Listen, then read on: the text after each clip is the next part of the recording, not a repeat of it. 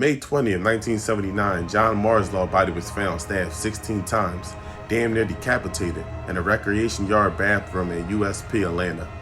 Marslaw tried to cheat the deadly Aryan Brotherhood shot caller Thomas Silverstein out of some money in a drug transaction. The hit was called, the hit was completed by Barty Mills. What's going on, people? Tonight we getting into some prison shit. Pause.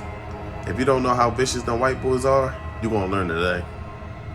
After this video, go check out some of my work on the Aryan Brotherhood and Thomas Silverstein. Now, I know it's gonna be some people in the comments like, oh, they ain't about this, they ain't about that. That's cause you're on the East Coast. You never did time with them guys. I know people that was locked up in the West Coast that did business with them. And they said them boys was heavy behind bars. But anyway, I noticed these Aryan Brotherhood guys have one thing in common. They can't stay out of jail. They will go in jail, do a small bid, get released, return, catch a case behind bars, catch another case. Next thing you know, he's just adding years to his term. In 1967, Barty Mills was arrested for GTA. He was denied probation, so they gave him a year, but he ended up escaping. 19 days later, he would end up getting caught and sent back to jail.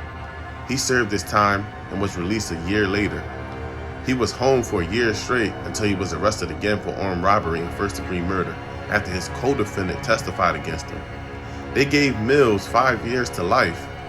In the 1970s, he would join the ABs and would put in some serious work, such as taking care of hits and getting involved in knife fights with Mexican inmates, move up the ranks while serving time in St. Quentin. He even provided protection for other inmates for a fee. He would call it an insurance policy. As long as you paid a weekly fee, you're considered untouchable. If someone ended up touching one of the guys under his insurance policy, it would result in death, or you would have to pay a hefty price. And the last thing you want is the ABs to be on your ass while behind bars. While behind bars, he helped set up a bank robbery. When they were caught, one of the robbers made a deal and gave up Mills for his role in planning it. He received 20 years in the feds. They transferred him to Atlanta. Within that same time period, the Aryan Brotherhood established a 3-man federal commission to direct the activity of a newly commissioned federal faction. Byron Mills assumed unofficial command.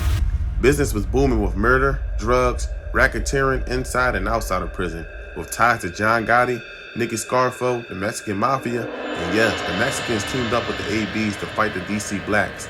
But they had gangs under them like the Dirty White Boys and the Nazi Lowriders to take care of the dirty work.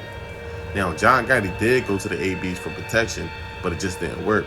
But we're going to talk about that story on the Upper Echelon channel.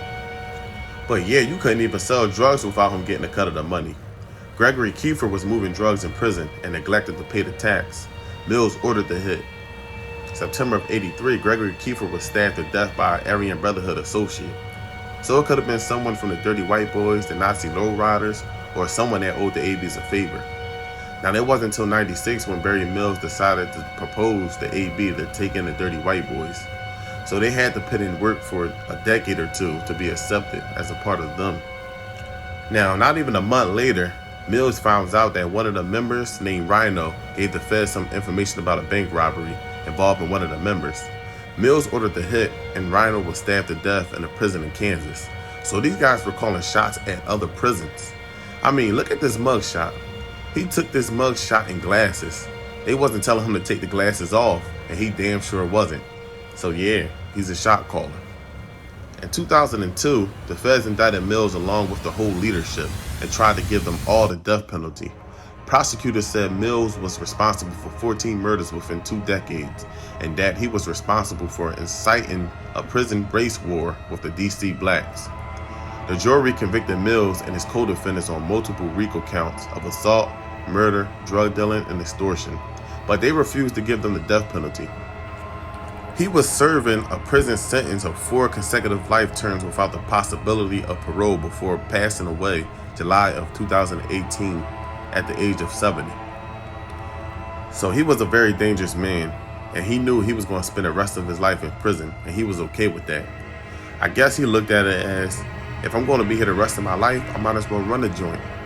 Just imagine you going to prison having to serve 2 years, and you get into it with one of these guys that have life. What you going to do? Go to war and end up having life too? What's your solution of that? Let me know in the comments. But I'm out, man. Enjoy your weekend. Enjoy your Labor Day. Stay out of trouble. Thanks for watching.